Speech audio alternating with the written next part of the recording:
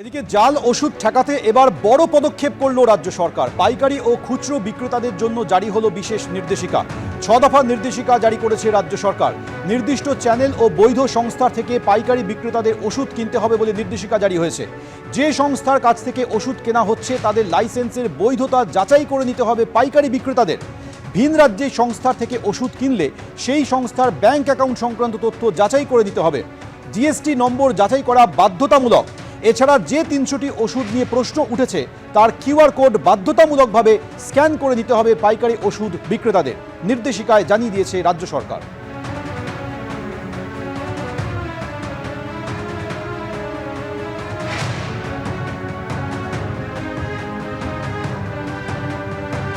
দেখুন, সবথেকে বেশি উদ্বেগ আমার আপনার মতন সাধারণ মানুষের হচ্ছে যারা বাজার থেকে যে কোনো রকম শারীরিক সমস্যায় ওষুধ কেনেন, চিকিৎসকের পরামর্শে ওষুধ কেনেন এবং তারা যখন সুস্থ হন না, এইখানেই আশঙ্কাটা তৈরি হয়, সংশয়টা তৈরি হয় তাহলে যে ওষুধ আমি আপনি সেবন করছি সেটা জাল ওষুধ নয় তো, সেটা ফেক মেডিসিন নয় তো, বা সিডিএসকোর বক্তব্য অনুযায়ী নট অফ স্ট্যান্ডার্ড কোয়ালিটি নয় তো। এই রকম অবস্থায় রাজ্যের তরফ থেকে 137 রকমের ওষুধ বিক্রিতে নিষেধাজ্ঞা জারি করা হয়েছে রাজ্য ড্রাগ কন্ট্রোলের। কিন্তু এই যে পরপর ওষুধ বিক্রিতে কোথাও নিষেধাজ্ঞা, কোথাও ওষুধ নট অফ স্ট্যান্ডার্ড কোয়ালিটি, সার্বিকভাবে স্বাস্থ্য ব্যবস্থার পক্ষে এটা কত বড় উদ্বেগের ঘন কালো মেঘ তৈরি করছে। চিকিৎসকেরা কি বলছেন রাখবো আপনাদের সামনে।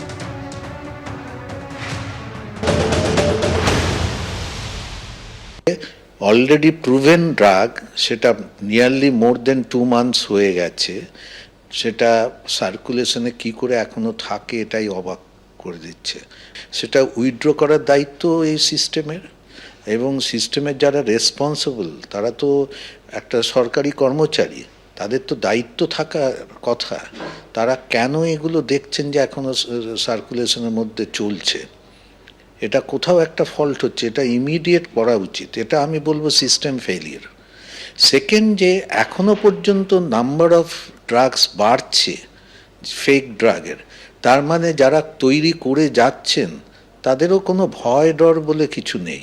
আলটিমেটলি তো রুগীরা ভুগছেন। হ্যাঁ, তো এইটা আমার মনে হয় টোটাল সিস্টেম ফেলিয়ার হচ্ছে।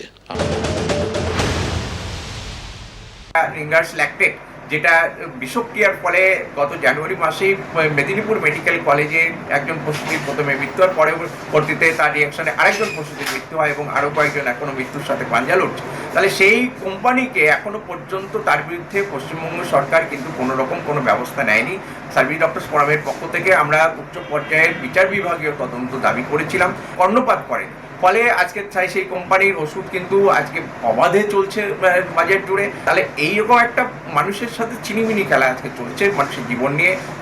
এই কমাসে আরও কত মানুষের প্রাণহানি হয়েছে এবং আজকে আরও কত মানুষের বিষক্রিয়া হয়েছে, তার কিন্তু কোনো হদিশ বা হিসাব কিন্তু আমরা পাবো না খুঁজে। ফলে আমরা আবারও দাবি করছি যে উচ্চ পর্যায়ের বিচার বিভাগীয় তদন্ত এবং এই কোম্পানিকে ইমিডিয়েট ক্লোজ করা হোক, ইমিডিয়েট সমস্ত প্রোডাক্টগুলোকে আজকে বন্ধ করে দেওয়া হোক, আজকে যাতে আর কোনো মানুষের শরীরে বিষক্রিয়া না ঘটাতে পারে। এবং অন্যান্য যেসব ওষুধ কোম্পানির ওষুধেও আজকে এই ধরনের বিষক্রিয়া দেখা দিয়েছে, ডিসকোয়ালিফাই করেছে, তাদের বিরুদ্ধেও ব্যবস্থা নেওয়া।